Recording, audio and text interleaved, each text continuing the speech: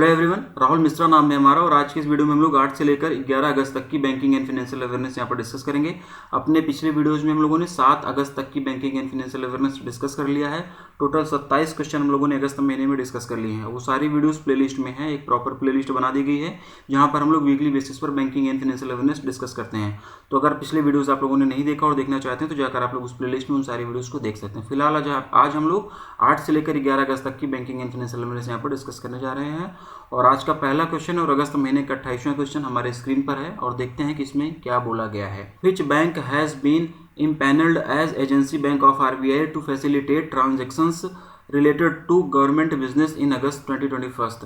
अगस्त 2021 में सरकारी व्यवसायों से संबंधित लेन देन की सुविधा के लिए किस बैंक को आरबीआई के एजेंसी बैंक के रूप में सूचीबद्ध किया गया है, ये इस क्वेश्चन में पूछा गया है। और इसका जो आंसर हो जाएगा Karnataka bank, option number D. ठीक है, option number D Karnataka bank इसका आंसर हो जाएगा। ठीक है, अभी आरबीआई ने जो है कर्नाटका बैंक को सेंट्रल गवर्नमेंट और स्टेट गवर्नमेंट के बिहाफ पर सीबीडीटी, सीबीआईसी, जीएसटी इन सब के ट्रांजेक्शन्स को हैंडल करने के लिए जो है एज ए एजेंसी बैंक के रूप में जो है नामित किया हुआ है, नॉमिनेट किया हुआ है कर्नाटका बैंक को आरबीआई ने। ठीक है, तो इसके पीछे की कहानी, इसके पीछे का थोड़ा सा हम लोग समझते हैं कि क्या है, इसके पीछे का लॉजिक, रीज़न क्या है। तो फरवरी 2021 में आरबीआई ने प्राइवेट सेक्टर बैंक्स के ऊपर आरबीआई के एजेंसी बैंक बनने पर लगी रोक को हटा लिया था। इसका मतलब ये थोड़ा और आसान भाषा में समझते हैं कि फरवरी 2021 से पहले आरबीआई ने प्राइवेट सेक्टर बैंक्स पर ये प्रतिबंध लगाया हुआ था, बैन लगाया हुआ था कि प्राइवेट सेक्टर के बैंक जो हैं वो एजेंसी बैंक नहीं बन पाएंगे। और फरवरी 2021 में इसको हटा लिया गया, जिसके बाद से अब प्राइवेट बैंक भी एजेंसी बैंक बन रहे हैं। ठीक है, एजेंसी बैंक बनने का मतलब ये है कि गवर्नमेंट से रिलेटेड ट्रांजेक्शन्स जो है इनके थ्रू हो पाएंगे, जैसे कि जीएसटी हो गया हमारा, सीबीडीटी के रिलेटेड जो भी ट्रांजेक्शन्स होगा। ठीक है, और अभी कुछ टाइम पहले इंडसइंड बैंक को भी एजेंसी बैंक बनाया गया था, लेकिन अगस्त महीने में नहीं था। ठीक है ना, इसलिए देखो इस क्वेश्चन में स्पेसिफिक कर दिया गया है कि अगस्त की बात हो रही है यहाँ पर, क्योंकि ऑप्शन में इंडसइंड बैंक भी दिया गया हुआ है। तो अगस्त महीने में भी कर्नाटका बैंक को बनाया गया है और इसके पहले जुलाई में जो है इंडसइंड बैंक को भी एजेंसी बैंक में बनाया गया था। तो दोनों ऑप्शन सही हैं, इंडसइंड बैंक और कर्नाटका बैंक। लेकिन अगस्त में जहाँ पर्टिकुलरली पूछा जाएगा कर्नाटका बैंक पूछा जाएगा। ठीक, तो इसीलिए स्पेसिफिक किया गया है कि जो है ये अगस्त की बात हो रही है यहाँ पर। और भी कई सारे बैंकों को एजेंसी बैंक के रूप में बनाया गया है और भी कई सारे बैंक आने वाले टाइम पर एजेंसी बैंक बनेंगे, जिसको हम लोग अपने आने वाले वीडियोज़ में यहाँ पर डिस्कस करेंगे। फिलहाल इसका जो आंसर हो जाएगा कर्नाटका बैंक। और अगर हम लोग कर्नाटका बैंक के एमडी सीईओ की बात करें तो कर्नाटका बैंक का हेडक्वार्टर जो है मंगलुरु कर्नाटका में हो जाएगा। ठीक है, एमडी और सीईओ की अगर हम लोग बात करेंगे तो महाबलेश्वर एमएस, ये जो है इसके एमडी और सीईओ हो जाएंगे। Your family bank across India, ये इसकी टैगलाइन हो जाएगी। फिर से सुन लो आप लोग, your family bank across India ये इसकी टैगलाइन हो जाएगी। और 1924 में जो है इसका एस्टेब्लिशमेंट ईयर हो जाएगा। नेक्स्ट देखते हैं, to enhance research efforts in the area of the insolvency and bankruptcy, the insolvency and bankruptcy board of India IBBI has partnered with which organisation recently. दिवाला और दिवालियापन के क्षेत्र में अनुसंधान प्रयासों को बढ़ावा देने के लिए insolvency and bankruptcy board of India ने हाल ही में किस संगठन के साथ में भागीदारी की है, ये इसमें पूछा गया है। और इसका जो आंसर हो जाएगा national stock exchange. Option number कौन सा है ये? Option number D. ठीक है, option number D national stock exchange इसका आंसर हो जाएगा, नेशनल स्टॉक एक्सचेंज। ये दोनों संस्थाएं इंसॉल्वेंसी प्रोसेस को, फिनेंशियल मार्केट्स को, इकोनॉमी, इन सब से रिलेटेड जो है स्टडीज़ को, इन सब से रिलेटेड जो भी हायर स्टडीज़ होंगी, जो रिसर्च होगा, जो अध्ययन और करना होगा, उसको प्रमोट करेंगी। ठीक है, और बहुत ज़्यादा डिटेल में जाने की जरूरत नहीं है यहाँ पर। और अगर हम लोग बात करें एनएससी की, तो एनएससी का हेडक्वार्टर यानी कि नेशनल स्टॉक एक्सचेंज, तो इसका हेडक्वार्टर मुंबई महाराष्ट्र में हो जाएगा। ठीक है ना, मुंबई महाराष्ट्र में इसका हेडक्वार्टर होगा। विक्रम लिमाई ये इसके एमडी और सीईओ हो जाएंगे, किसके? नेशनल स्टॉक एक्सचेंज के। और अगर हम लोग इसके एस्टेब्लिशमेंट ईयर की बात करें तो 1992 में नेशनल स्टॉक एक्सचेंज की स्थापना की गई थी। लेकिन ये है 1994 से जो है इसने अपना परिचालन शुरू किया था, काम करना इसने जो है 1994 से स्टार्ट किया था, 1992 में इसकी स्थापना हो गई थी। ये बात हो गई किसकी? नेशनल स्टॉक एक्सचेंज की। और अगर हम लोग बात करें IBBI की, यानी कि insolvency and bankruptcy board of India, तो इसके बारे में भी हम लोग थोड़ा सा जान लेते हैं। तो इसका हेडक्वार्टर कहाँ पर हो जाएगा? न्यू दिल्ली में, नई दिल्ली में इसका हेडक्वार्टर होगा।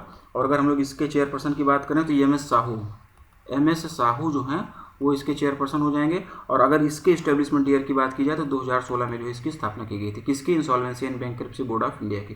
तो कुल मिलाकर option number D national stock exchange इसका आंसर हो जाएगा। नेक्स्ट देखेंगे, how much additional loan has been approved by the Asian development bank for the ongoing rural connectivity improvement project in Maharashtra. Maharashtra में चल रही ग्रामीण कनेक्टिविटी सुधार परियोजना के लिए एशियाई विकास बैंक के द्वारा कितना अतिरिक्त ऋण स्वीकृत किया गया है, ये इसमें पूछा गया है। ठीक है ना, महाराष्ट्र में जो है अभी जो है रूरल कनेक्टिविटी इम्प्रूवमेंट प्रोजेक्ट चल रहा है, उसके लिए कितना और अतिरिक्त लोन जो है वो एशियन डेवलपमेंट बैंक के द्वारा अप्रूव किया गया, ये इसमें पूछा गया है। तो इसका जो आंसर हो जाएगा 300 million USD, option number C. Option number C 300 million USD।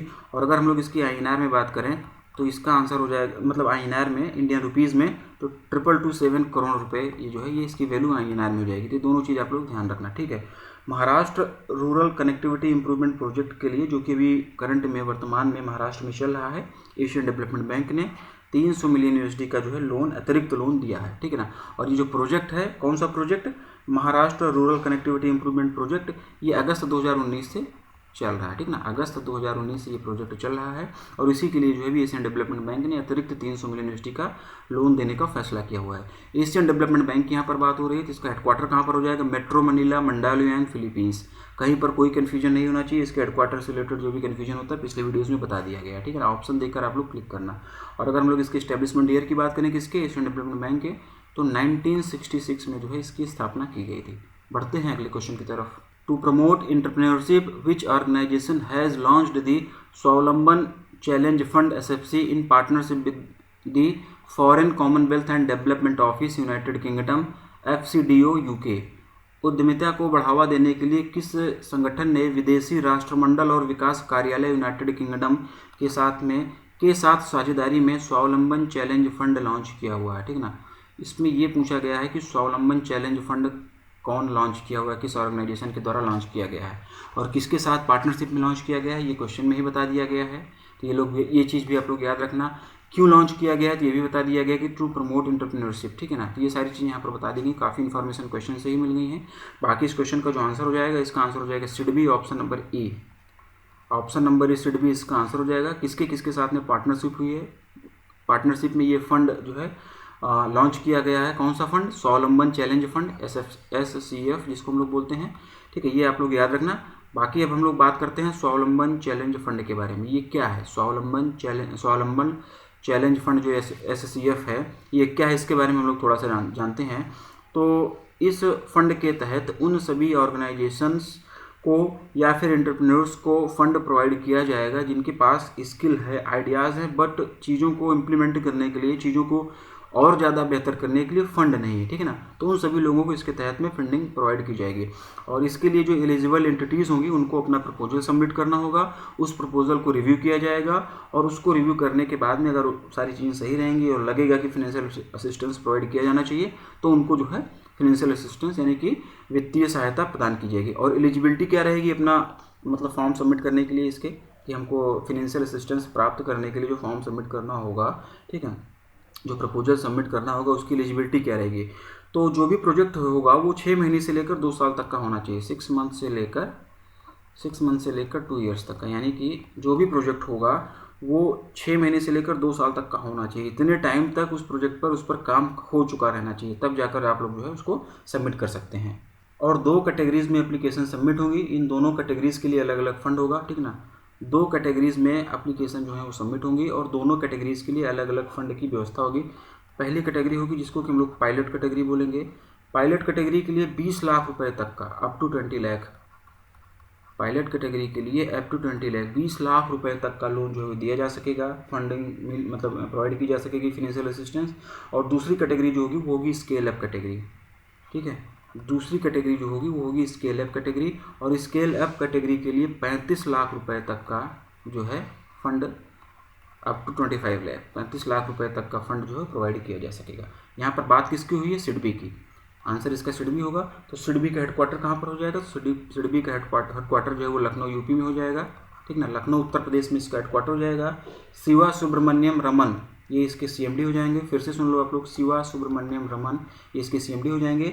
और सिडबी की एस्टेब्लिशमेंट ईयर की अगर हम लोग बात करेंगे तो 1990 में सिडबी की स्थापना की गई थी। ठीक है, और इस फंड को जो है मिनिस्ट्री ऑफ MSME के सेक्रेटरी विद्युत बिहारी जी के द्वारा लॉन्च किया गया था। ये जो फंड लॉन्च किया गया है स्वावलंबन चैलेंज फंड, इस फंड को जो है मिनिस्ट्री ऑफ MSME के सेक्रेटरी विद्युत बिहारी जी के द्वारा लॉन्च किया गया था। तो कुल मिलाकर इसका आंसर ऑप्शन नंबर ई सिडबी होगा।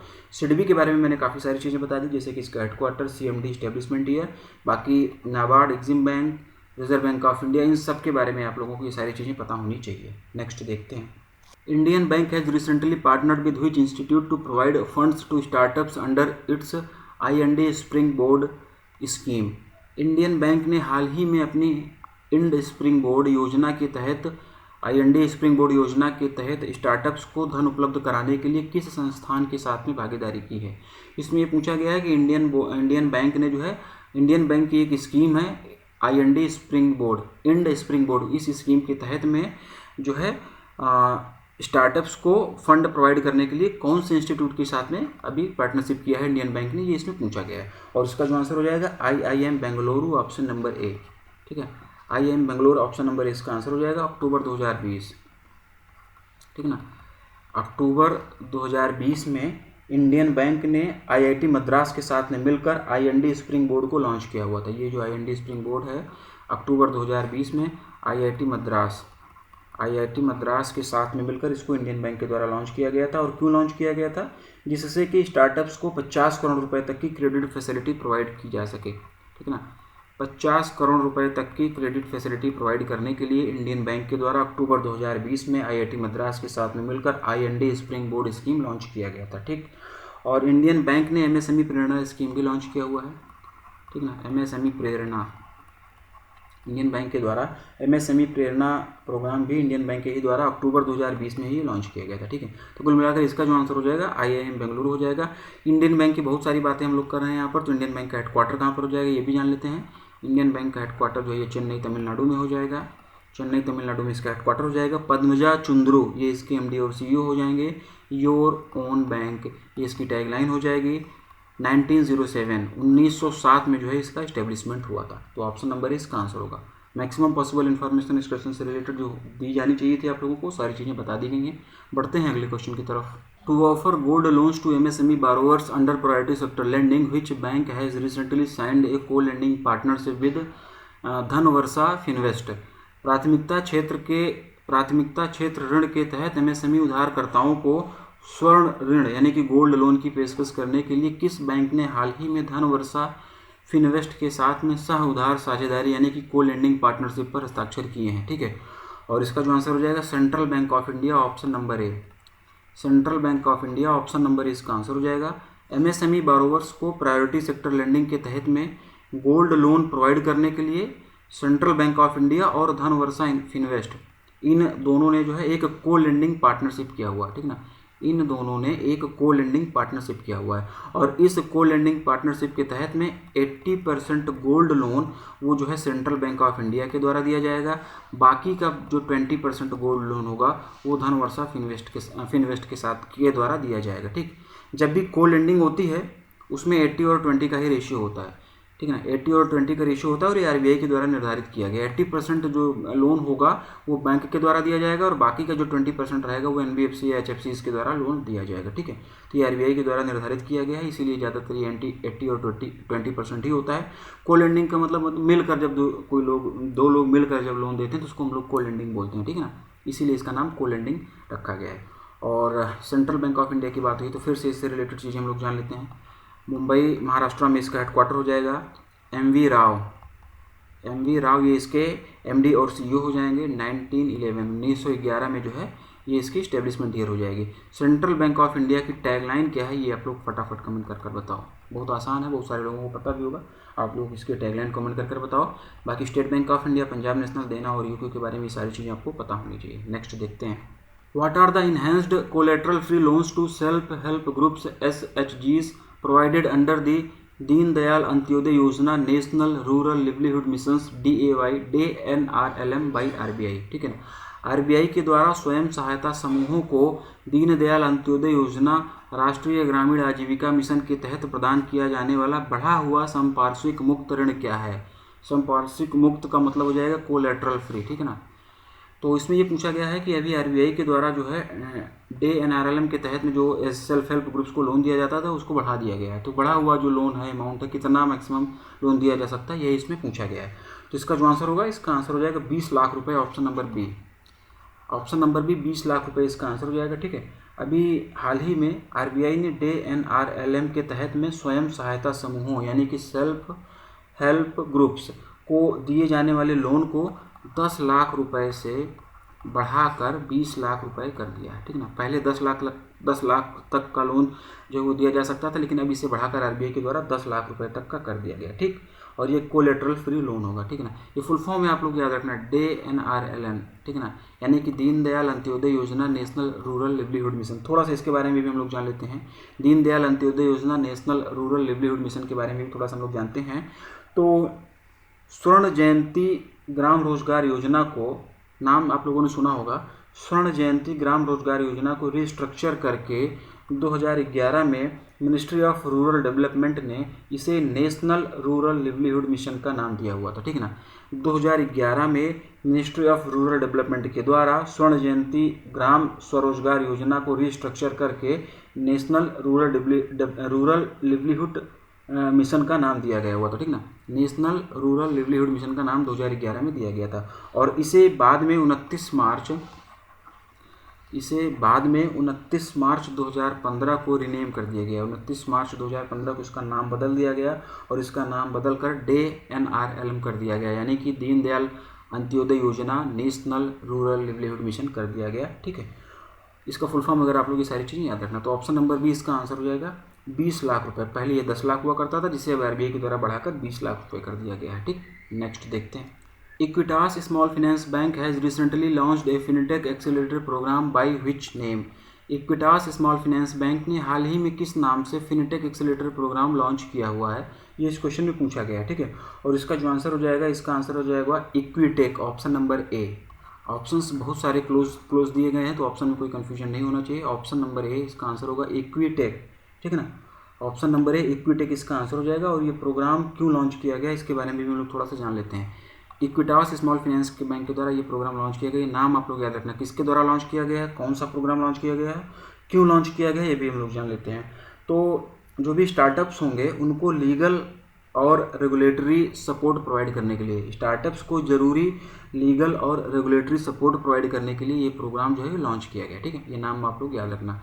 और इस प्रोग्राम में इनरोल करने के लिए स्टार्टअप्स को कम से कम 6 साल पुराना होना चाहिए। ठीक ना, इस प्रोग्राम में अगर किसी को इनरोल करना है तो स्टार्टअप जो है कम से कम 6 साल पुराना होना चाहिए, और कम से कम 2 फुल टाइम एम्प्लॉय इसमें होनी चाहिए। ठीक ना, कम से कम 2 फुल टाइम एम्प्लॉय उस स्टार्टअप में होने चाहिए, तभी तो जाकर आप लोग वो स्टार्टअप जो है इस प्रोग्राम के लिए जो है इनरोल कर पाएगा। और बहुत ज़्यादा डिटेल में जाने की ज़रूरत नहीं है। इक्विटास स्मॉल फाइनेंस बैंक की बात यहाँ पर चल रही है, तो चेन्नई तमिलनाडु में इसका हेडक्वार्टर हो जाएगा। टैग लाइन की अगर हम लोग बात करेंगे इसकी, तो इट्स फन बैंकिंग। ठीक है, इट्स फन बैंकिंग ये जो है इक्विटास स्मॉल फाइनेंस बैंक की टैगलाइन हो जाएगी। और एमडी और सीईओ की अगर हम लोग बात करेंगे तो वासुदेवन पी नरसिम्हन ये जो है इसके एमडी और सीईओ हो जाएंगे। अगला देखते हैं। Which organisation has recently signed an MOU with gift IFSC to create awareness among Indian and foreign insurance companies on project of gift IFSC। ठीक है, किस संगठन ने हाल ही में गिफ्ट IFSC की परियोजनाओं पर भारतीय और विदेशी कंपनियों के बीच जागरूकता पैदा करने के लिए गिफ्ट IFSC के साथ में एक समझौता ज्ञापन पर हस्ताक्षर किए हैं, ये इसमें पूछा गया है। और इसका जो आंसर हो जाएगा India insurtech association, option number B. India insurtech association, option number B इसका आंसर हो जाएगा। बहुत ज़्यादा डीप में जाने की जरूरत नहीं है, बस जितना हमको जानना है उतना हम लोगों ने जान लिया। गिफ्ट का मतलब क्या हो जाएगा, Gujarat international finance take. IFSC का मतलब क्या हो जाएगा, इंटरनेशनल फाइनेंशियल सर्विस सेंटर। ठीक, और गिफ्ट सिटी के हेडक्वार्टर की अगर हम लोग बात करेंगे तो गांधीनगर गुजरात में इसका हेडक्वार्टर हो जाएगा। एमडी और सीईओ की अगर हम लोग बात करेंगे तो तपन रे इसके एमडी और सीईओ हो जाएंगे। The Asian development bank has recently partnered with which finance company for green housing in India. एशियाई विकास बैंक ने हाल ही में भारत में ग्रीन हाउसिंग के लिए किस वित्त कंपनी के साथ में भागीदारी की है, इसमें पूछा गया है। और इसका जो आंसर होगा IIFL home finance, option number A. IIFL home finance, option number A इसका आंसर हो जाएगा। कार्बन इमिशन को कम करने के लिए और जल संरक्षण के लिए एशियन डेवलपमेंट बैंक और IIFL होम फाइनेंस ने टाई अप किया हुआ है। ठीक है ना, 1 मिलियन USD का ये प्रोजेक्ट है। IIFL होम फाइनेंस के अगर हेडक्वार्टर की अगर हम लोग बात करेंगे तो गुरुग्राम हरियाणा में इसका हेडक्वार्टर हो जाएगा। इससे ज़्यादा इसमें और बहुत ज़्यादा कुछ जानने की ज़रूरत नहीं है। नेक्स्ट देखेंगे। Which bank has signed an MOU with the Indian navy to offer an honour first defence account. किस बैंक ने ऑनर फर्स्ट रक्षा खाते की पेशकश करने के लिए भारतीय नौसेना के साथ में एक समझौता ज्ञापन पर हस्ताक्षर किया हुआ है, ये इसमें पूछा गया है। और इसका जो आंसर होगा IDFC first bank, option number C. Option number C IDFC first bank इसका आंसर हो जाएगा। IDFC फर्स्ट बैंक और इंडियन नेवी ने एक MOU साइन किया हुआ है। और ये MOU क्यों साइन किया गया है, तो इंडियन नेवी में काम करने वालों के लिए, जो भी इंडियन नेवी के एम्प्लॉयज़ हैं, चाहे फिर वो सेना के उसके जवान हो या फिर और दूसरे ऑफिसर्स हों, उनको एक defence saving account facility provide करने के लिए ये MOU जो है IDFC फर्स्ट बैंक और इंडियन नेवी के बीच में साइन किया गया है, ठीक है। और इसके तहत में जो उनको अकाउंट फैसिलिटी प्रोवाइड की जाएगी वो 0 बैलेंस सैलरी अकाउंट दिया जाएगा, इनको 5% का इंटरेस्ट रेट दिया जाएगा, कोई भी मिनिमम बैलेंस की रिक्वायरमेंट नहीं होगी किसी भी प्रकार की, no minimum balance is required for this, ठीक ना। 46 लाख रुपए तक का पर्सनल एक्सीडेंटल इंश्योरेंस कवर भी मिलेगा। कितने तक का? 46 लाख, 46 लैक्स, 46 लाख रुपए तक का पर्सनल एक्सीडेंटल इंश्योरेंस कवर भी मिलेगा इसके तहत में, ठीक है ना। और इसी से मिलता जुलता थोड़ा सा रिवाइज कर लेते हैं हम लोग। घर घर राशन, फिर से सुन लो आप लोग ये नाम, घर घर राशन नाम से एक रिलीफ प्रोग्राम जो है वो लॉन्च किया गया था IDFC फर्स्ट बैंक के द्वारा, ठीक।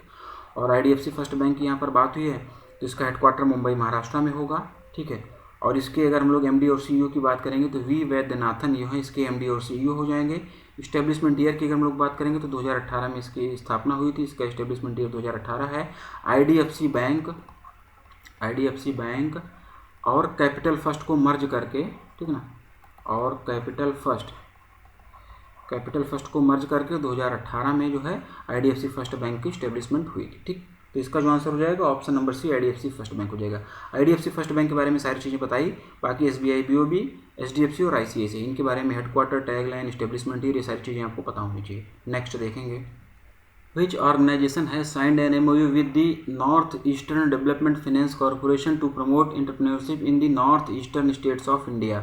भारत के उत्तर पूर्वी राज्यों में उद्यमिता को बढ़ावा देने के लिए किस संगठन ने उत्तर पूर्वी विकास वित्त निगम के साथ में एक समझौता ज्ञापन पर हस्ताक्षर किए हैं, ठीक है।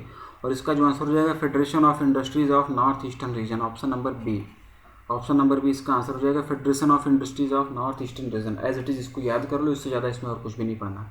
अगला और लास्ट क्वेश्चन देखेंगे हम लोग इस वीडियो का। Who has recently been appointed as the ambassador of the RBI's awareness campaign on the digital banking frauds and cyber frauds? हाल ही में डिजिटल बैंकिंग धोखाधड़ी और साइबर धोखाधड़ी पर भारतीय रिजर्व बैंक के जागरूकता अभियान के राजदूत के रूप में किसे नियुक्त किया गया है? और इसका जो आंसर होगा Neeraj Chopra, option number D. Option number D Neeraj Chopra इसका आंसर हो जाएगा। टोक्यो ओलंपिक में इन्होंने गोल्ड मेडल जीता हुआ है जेवलिन थ्रो में, ठीक है ना। और इन्हें जो है नीरज चोपड़ा जी को जो RBI का एक अवेयरनेस कैंपेन होता है डिजिटल बैंकिंग फ्रॉड से बचने के लिए और साइबर फ्रॉड से बचने के लिए, RBI का एक अवेयरनेस कैंपेन होता है, एक जागरूकता अभियान होता है, जिसका ब्रांड एम्बेसडर जो है इन्हें, जिसका एम्बेसडर जो है नीरज चोपड़ा जी को अब बनाया गया है, ठीक है। और अभी हाल ही में कैसी फाई ने भी फिल्म एक्टर राजकुमार राव को अपना ब्रांड एम्बेसडर बनाया हुआ है, ठीक है ना। फिल्म एक्टर राजकुमार राव को अपना ब्रांड एम्बेसडर बनाया गया है कैसीफाई के द्वारा। किसके द्वारा? कैसीफाई के द्वारा, ठीक। तो इसका जो आंसर हो जाएगा Neeraj Chopra, option number D, ठीक है ना। हरियाणा, सोनीपत हरियाणा से बिलोंग करते हैं ये, और इनको अभी टोक्यो ओलंपिक में गोल्ड मेडल मिला हुआ है जेवलिन थ्रो में, ठीक। तो आज के वीडियो में बस इतना ही। आज हम लोगों ने 11 तारीख तक का 8 से लेकर 11 तक की banking and financial awareness discuss कर ली है अगस्त महीने की। बाकी के जो और पेंडिंग रह रहा है उसको हम लोग अपने अगले वीडियो में डिस्कस करते हैं। Thank you.